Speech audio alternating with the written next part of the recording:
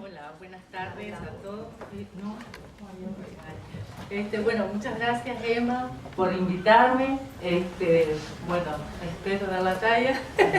Y muchísimas gracias a ustedes por haber venido. Y bueno, trataremos de aportar lo que a mí me parece importante de mi visión para este tema. Yo quería empezar un poquito a hablar del tema, justamente del título, que se llama Fibromialgia de una enfermedad desconocida. Y quería hablar sobre esto del desconocimiento, que es como decía el médico, que obviamente se desconoce la causa. Si bien hay estudios científicos desde el punto de vista biológico, que él sabrá muchísimo más que yo, obviamente, en qué consisten y justamente qué aspectos se tienen en cuenta para decir que causan, o se está estudiando si eso causa la fibromialgia. Yo creo que en la medida que la causa es desconocida, justamente esa etiología desconocida es lo que lleva a que el enfoque tenga que ser multidisciplinario. Y a mí me parece interesante porque el hecho de que esa causa no exista, creo que favorece que nosotros también tengamos que abrir la mente, los profesionales, y quizás preguntarnos si no necesitamos tener un modelo de salud y enfermedad y de los procesos de salud y enfermedad que sean pensados como algo biopsicosocial, que sean pensados no como, bueno, la base es solo la biología y después lo social y lo psicológico viene después. Porque hay a mi manera de ver, hay un feedback entre lo biológico, lo psicológico, lo social. Inclusive gente que está estudiando esta enfermedad, digo en Barcelona, por ejemplo, en el instituto que se estudia la parte genética, no recuerdo el nombre del instituto, la otra vez yo escuchaba una entrevista y que decía justamente que en realidad muchos genes, por más que se llegara a comprobar que hay elementos genéticos, que creo que hay obviamente, esos genes van a ponerse en marcha en función del contexto social, económico y emocional de la persona. Entonces quiero decir que también para la investigación a mí me parece importante que no solamente se investigara en la parte biológica, sino también que se tendrían que tener en cuenta las condiciones de vida, las condiciones sociales en que la persona, lo que él decía, el contexto en que la persona está inmersa y cómo es también su vida anterior a la enfermedad. Quiero decir, anterior a la enfermedad para ver si esa persona llevaba una vida saludable, qué tipo de actividades realizaba, cómo se alimentaba, qué nivel de estrés tenía, cómo se manejaba en la familia, en el trabajo, o sea, una cantidad de factores que de alguna manera yo creo que obviamente inciden, porque una persona que está estresada va a tener cambios en su organismo va a tener cambios que van a llevarla a enfermar, si esa persona no busca momentos en que pueda relajarse. Desconocida también, que me fui un poco, pero bueno, desconocida también porque yo pensaba que cómo no se la ha aceptado hasta recientemente, recién se la está aceptando como una enfermedad, en el sentido que no se la reconocía como enfermedad porque los síntomas que presenta, de alguna manera, cuando se realizan las pruebas médicas no hay ningún sustrato material, quiero decir, hacen una prueba y en las pruebas no sale de que la persona tenga realmente una alteración en los músculos, ni en los huesos, ni en nada, pero sí hay dolor y hay muchísimo sufrimiento. Entonces el hecho de que no se la reconozca porque se sigue pensando en la salud con el modelo biologicista y científico biologicista, y no se tiene en cuenta que es una enfermedad en el momento en que la persona está sufriendo y toda su vida se modifica en torno a esa enfermedad, al punto tal que hay momentos en que yo creo que en los momentos que la persona está peor, su vida es la enfermedad. Digo, ya no puede decir yo padezco fibromialgia, no, yo soy la fibromialgia, yo soy fibromiálgica, como dice mucha gente, pero el decir yo soy fibromiálgica es como no puedo ni siquiera despegarme, mi vida está tomada enteramente por la fibromialgia. Entonces, el hecho de que una persona vaya con ese nivel de sufrimiento y haya médicos o gente que creo quiero creer que ahora no está sucediendo eso, digo, que le puede llegar a decir, usted no padece nada, o sospechar de que en realidad esta persona finge, o en realidad esto es una fantasía o una enfermedad imaginaria, y entonces solamente es psicológica, y entonces es una enfermedad mental, y entonces hay que derivarla al área mental. Digo, quiero decir, todos tenemos problemas psicológicos. Vamos a ver, hay gente que tiene enfermedades mentales graves, pero más allá de ello, ¿cuál normalidad hay? ¿Acaso, desde el punto de vista psicológico, no hay que tener miedo de pensar la posibilidad de que esta enfermedad afecte también y esté relacionada con la dificultad que todos podemos tener para manejar las emociones, para expresar los desacuerdos? Digo esto por un hecho psicológico concreto. Muchos estudios dicen que muchas de las personas que padecen fibromialgia tienen un tipo de personalidad que habitualmente en psicología se llama tipo A, que implica esto, que son personas hiperresponsables en todas las esferas de su vida, que son personas que tienen niveles de exigencia muy altos, que quieren agradar al otro, complacer, que les cuesta decir que no. Estos son estudios genéricos, no quiere decir que todas las personas que padecen fibromialgia son así, pero esos estudios están.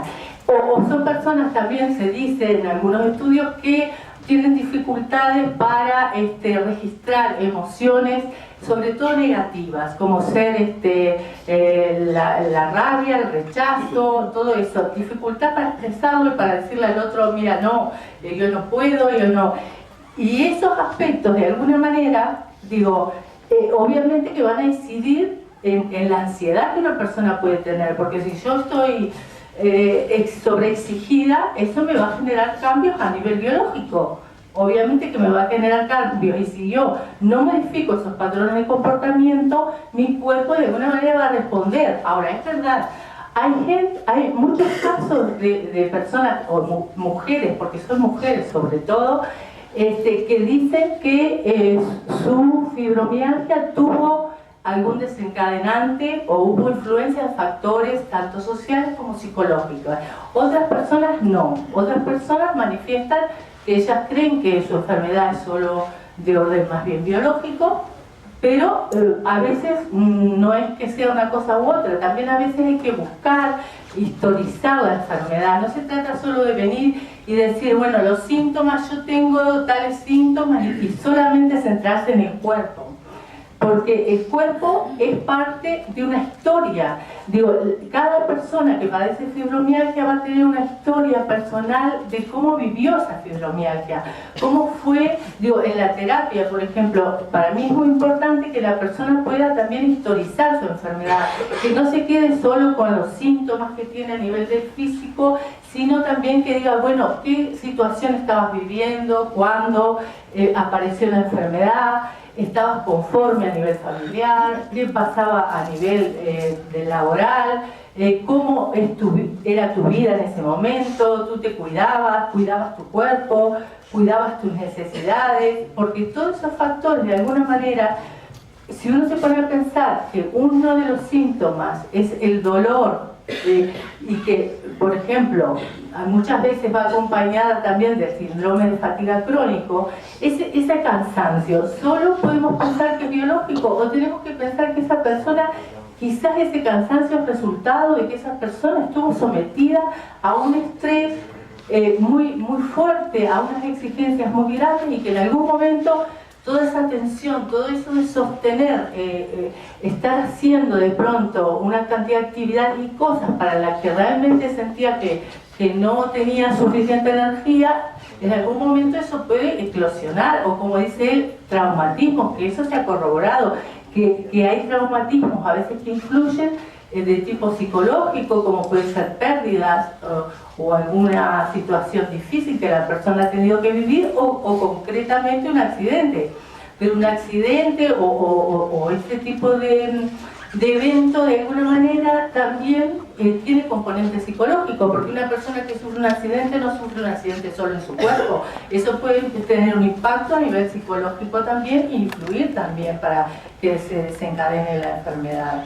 Entonces, yo a veces, hay gente que, es lo que digo, se ven pacientes que ellos claramente pueden decir, yo sé que a tales factores psicológicos, tal situación que estaba viviendo incidió en esto, o tiene algo que ver. Y otra gente dice que no. Pero lo que sí se ha visto es que las terapias, digo, yo soy más partidaria de terapias narrativas. Bueno, cuando hablo de terapias narrativas, a ver, lo que quiero decir es que no tengo una orientación cognitivo-conductual, sino más bien más humanista, más narrativa. Narrativa, quiero decir que la enfermedad tiene una contextualización, es importante la historia de esa enfermedad, es importante escuchar a la persona en cómo la vive, porque va a ser muy particular y personalizada. Cada una, el hecho de que, de que todas padezcan de fibromialgia no es todas son iguales, no. ¿Cómo es tu fibromialgia? ¿Cómo la vives tú? ¿Cómo te sientes tú? ¿Cómo te acompañan en tu familia? O sea, es como algo muy particular, muy delicado. Y hay que ver cada caso, cómo se... Digo, porque la atención tiene que ser personalizada.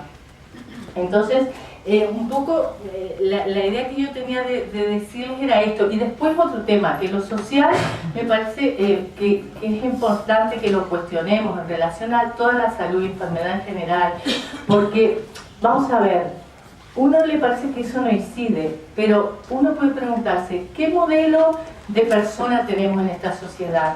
¿Qué modelo de mujer? ¿Qué se nos exige? Porque hay exigencias. ¿Qué se nos exige a las mujeres para ser mujeres? ¿Qué se les exige a los hombres? ¿Qué papeles hay que cumplir a nivel familiar, sexual, social? Es una sociedad que parece, a mi manera de ver, es cada vez más exigente con todos. Cada vez hay que, en lo corporal, hay que tener determinadas características. Quiero decir, es una sociedad que exige en lo laboral, rendir. Y en el caso de la fibromialgia hay una preocupación porque, claro, no pueden trabajar. O se les acusa de que quizás son vagos, o bueno, cosas que he escuchado que hay gente que le han dicho. Entonces, y vamos a ver, mucha preocupación porque la persona, claro, después no es productiva, pero se cuidaron las condiciones anteriores, se cuidó en el entorno laboral, que la persona tenga las condiciones que tiene que tener para no tener un estrés, o las condiciones adecuadas que tiene que tener en un trabajo y en una cantidad de cosas. Entonces, si no se cuida todo lo anterior, lo que sería la prevención de enfermedades, para todo, para la fibromialgia, pero para todo, creo que, claro, después vienen las consecuencias y se preocupa por las consecuencias, pero también creo que es importante apuntar a lo anterior, a lo que sucedió anterior.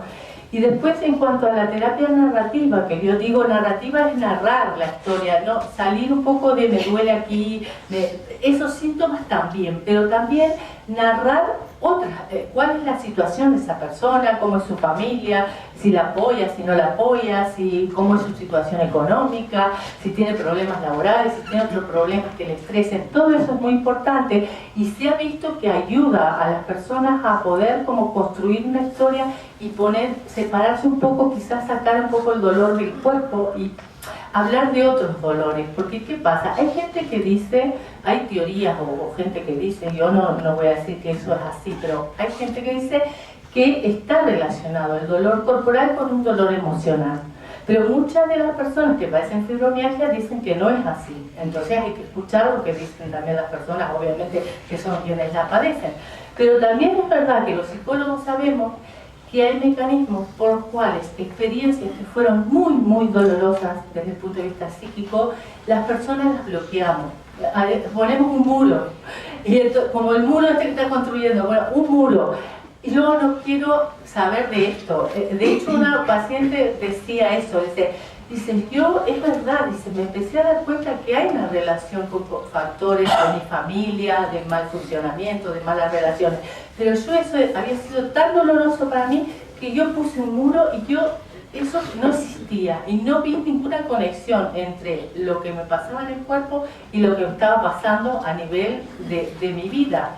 Pero que no quiere decir que hay en todos los casos, pero eso también hay que tenerlo en cuenta, porque yo creo que a veces no se tiene en cuenta y trabajar tratando de ver si se puede hacer algo contextualizado, lo corporal más lo psicológico, lo social. Yo abogo por un modelo integrativo, abogo por un modelo multidisciplinar.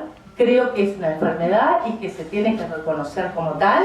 Digo, no puede ser que sigamos como en la época de Freud, cuando allá Freud pensaban también que las pacientes iban a quejarse de cosas que no tenían y entonces los médicos no sabían qué hacer con ellas. Creo que es una enfermedad y que tiene que reconocerse como tal. Me parece fundamental porque no se está reconociendo a la mujer. Ahora, hoy en día también creo que los hombres que la padecen, uno podría preguntarse por qué hay hombres que están empezando a padecerla en un momento en que estamos hablando de feminización de la sociedad.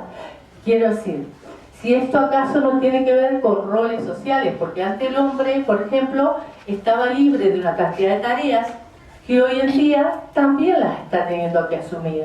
Conforme las mujeres también están teniendo que asumir una cantidad de tareas que antes no. Quiero decir, hoy en día la mujer, antes con ser buena madre quizá y buena ama de casa era suficiente, pero hoy en día no. Hoy en día la mujer tiene que estar súper guapa, con buena línea, arreglada, tener disposición sexual, o ser, bueno, más, en ese aspecto también hay una exigencia también de ser buena profesional, de ganar dinero. Entonces son muchas exigencias, y en el caso del hombre, antes el modelo era, el hombre es aquel que trae el dinero a la casa, el pater familia, que cuida a la familia, pero hoy en día también hay otra cantidad de obligaciones que tienen los hombres. Tienen que ahora compartir las tareas del hogar, ser más compañeros, también cuidar los hijos. Entonces todos estos cambios sociales yo sinceramente creo que influyen en la salud, en la fibromialgia y en todas las enfermedades que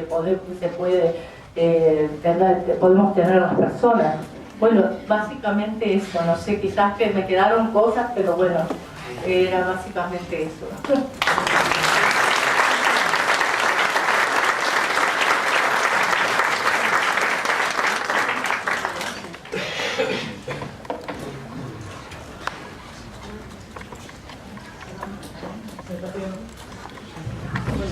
Yo rato.